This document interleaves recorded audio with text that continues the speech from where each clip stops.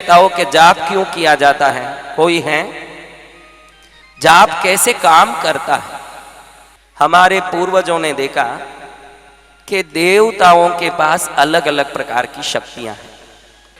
सरस्वती ज्ञान देती है, इसलिए वो पुस्तक और जपमाला हाथ में लेके बैठी है कि नहीं?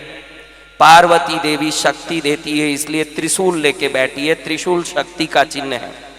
कमल का पुष्प धन का चिन्ह है।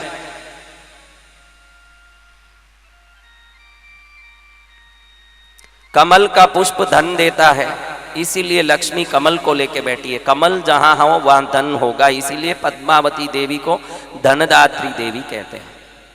अब आपको पता है कि इनको बुलाने के लिए अपने आचार्यों ने, अपने पूर्व ऋषि मुनियों ने सोचा कि इन देवताओं को कैसे खींचा जाए। सबसे पहले ये चिंता लगी। इस चिंता में उन्होंने सोचा कि इनको खींचना साधारण बात तो नहीं है। सबसे पहले उनका लोक अलग है। सरस्वती ब्रह्म लोक में रहती है, ब्रह्मा की पत्नी है। लक्ष्मी विष्णु लोक में रहती है, विष्णु की पत्नी है। पार्वती कैलाश में रहती है, शिव पत्नी है। अब सबके डिस्टेंस, दूरियां, सबके स्थान अलग अलग है। अब किसी को वहां तक पहुंच के दर्शन करें ये संभव नहीं, क्योंकि वो देवलोक है। यहां खींचे तो कैसा खींचा जाए, इसको सोचा तो मालूम पड़ा कि शब्द अलग अलग डिग्रीज में ट्रैवल करते हैं। क्या चीज अलग अलग डिग्री में ट्रैवल करते हैं? क्या वस्तु? आप इसको ध्यान में रखोगे तो कल से परिवर्तन आएगा कि एक एक शब्द 51 प्रकार के शब्द हैं, जिसमें ज्यादातर मानव समाज 51 शब्दों को भी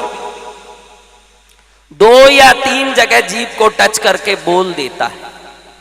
आप या तो अपने जितने शब्द हैं उसको दांत को टच करके बोलेंगे, दंतव्य जिसको बोलते हैं। होठ को टच करके बोलेंगे, जिसको ओष्टव्य बोलते हैं। तालु को टच करके बोलेंगे बीच में या अंदर, जिसको तालव्य बोलते हैं। लेकिन सबसे बड़ी तकलीफ है कि 51 अक्षर भी 51 जगह टच होके निकलता है, तो 1 से 57 डिग्री के अलग अलग डिग्रीज में ट्रैवल करता है। अ आ इ ई है तो 1 से 57 डिग्री तक ट्रैवल करता है।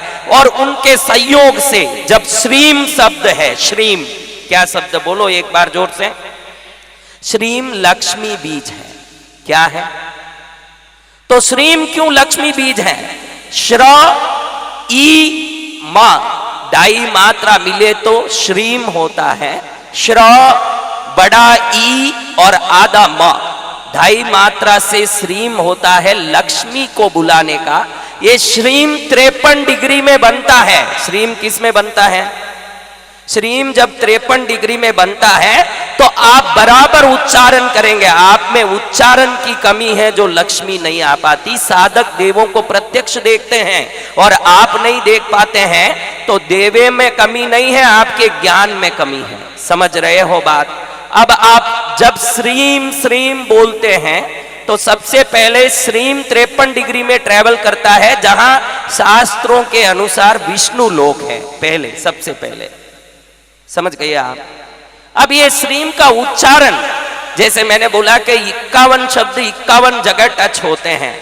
आप लोग नमो अरिहंतानम बोलिएगा एक बार जोर से। बोला आपके देखो 3 जगह में नमो अरिहंतानम, 7 शब्द 7 जगह टच होके निकलना चाहिए। आप अभी बोलेंगे तो 2 जगह में ही स्पर्श करने मात्र से नमो अरिहंतानम निकल जाएगा। ये तो नमो अरिहंतानम की गलती नहीं है, शब्द उच्चारण की अज्ञानता की गलती है। वो 51 शब्द किस किस जगह स्पर्श होने से निकलते हैं वो अभी मैं बताने वाला हूं। सामने स्क्रीन पर आप क्लोजअप में देख सकते हैं कि कहां ये टच हो रहा है और आप में कहां कमी है वो पहले देखते हैं। और दीपक में कहां कमी है, धूप में कहां कमी है, जीवन में कहां कमी है, हर चीज सुधार लेंगे तो कल से नीमच वैसे ही सुधर जाएगा और फिर जीवन धन्य बनेगा। अब सबसे पहले हम देखते हैं कि आपका नमो अरिहंतानम कैसे है। एक बार जोर से कोई भी बैठे हैं, अरिहंत को नमस्कार करने से कर्मों की निर्जरा होती है। अरिहंत उसको कहते हैं जो संसार की पथ से मुक्ति पथ की ओर अपने जीवन को बना लिया हो। तो जो भी जीवन को धन्यमय बनाना चाहते हैं, मुक्त लोगों के, योगियों के, सिद्ध पुरुषों के आशीर्वाद से ही बनाते हैं। तो आप एक बार नमो अरिहंताणम जोर से बोलिए। आप इसलिए बोलिए, चेक करिए कि आपका जीभ कहां कहां टच होता है, कितनी जगह। नमो अरिहंताणम जोर से बोल के टच एक बार चेक करिए। बोलिए बहनों भाइयों, बोलिए।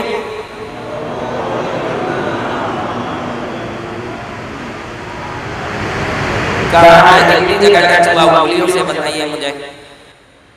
सब हाथ ऊंचा करना, सबके सब, कितनी जगह, सबके सब ऊंचा नहीं करोगे जब तक मैं प्रवचन आगे नहीं बढ़ाऊंगा। आप सोचोगे कि हमारी मर्जी चलेगी, मैं चलाने वाला ही नहीं हूं, आपकी मर्जी। कितनी जगह ऐसे, थोड़ी 25 जगह टच हुआ क्या? 7 ही अक्सर है, 2 हाथ थोड़ी ऊंचा करने बोला। मैंने बोला कितनी जगह आपकी जिह्वा का स्पर्श हुआ। अब देखो 51 अक्षर कैसे उत्पन्न होते हैं, फिर मंत्र कैसे काम करते हैं, इस पर देखते हैं थोड़ा। सबसे पहले अ आ ई ओ री री आई ओ अम आ क ख ग ग ञ छ छ ज ज ञ ट ठ ळ ण त थ द ध ण प फ ब भ म या र ल व श श श ह। ये 51 जगह है जीभ स्पर्श होने का। अब आपको मंत्रों की संख्या के बारे में बताता हूं कि मंत्र संख्या निर्धारित क्यों है।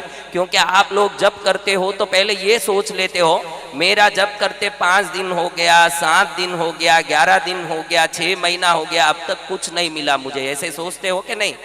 मंत्र का भी नियम है कि हर अक्षर एक दूरी तक की ट्रेवल करता है।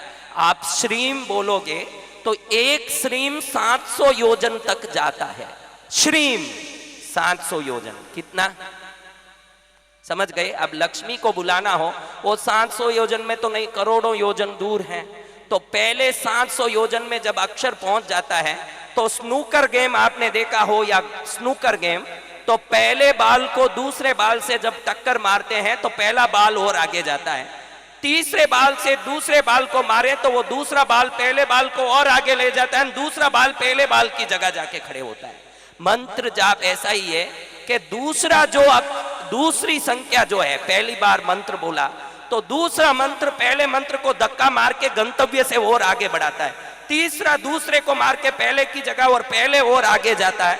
ऐसे जब 1.25 लाख जाप आप करते हैं, कितनी जाप, ये जो जप की संख्या निर्धारित हुई है कि 1.25 लाख, 1.25 करोड़, 7 लाख, भैरव जी का 22 लाख जाप निर्धारित है उनको प्रत्यक्ष करने के लिए। कितना जाप, भैरव मूल मंत्र 22 अक्षर ही है, और किसी को भैरव जाप करना हो तो 22 लाख करके ही वो उनको सिद्ध करते हैं। कोई जाप 1.25 लाख का है, कोई जाप 1.25 करोड़ का है। तो ये किस लिए कि जिन देवों की लोक जितनी दूर है, वहां तक पहुंचना हो तो वो जप की संख्या एक एक अक्षर पहुंचते पहुंचते लास्ट में जब वो अक्षर पूरा होता है तब वो प्रथम अक्षर को धक्का मार के उनके सिंहासन तक पहुंचाता है। और जैसे ही जोर से धक्का मारता हूँ सिंहासन में, वो देखते हैं कि मेरे सिंहासन को कौन टकरा रहा है, तो मालूम पड़े कि किसी ने जप किया है। तो वो अंतिम जप पूरा होने के बाद वो अपने ज्ञान से देखते हैं कि इन्होंने मुझे बुलाने की कोशिश की है, तुरंत वो वहां से या प्रत्यक्ष आके आशीर्वाद देते हैं और हमारा जप सिद्ध हो जाता है। ये जप सिद्धि हमारे पूर्वजों ने देखा, मनुष्य का शरीर भोजन से चलता है। मनुष्य शरीर किससे चलता है? चलता है ना, रोटी खाते हो, दाल चावल अनेकों पदार्थ, फल, मिठाइयाँ, कुछ भी खाएं तो सप्त धातु के रूप में शरीर में ये बदलाव लाता है, कन्वर्ट होता है।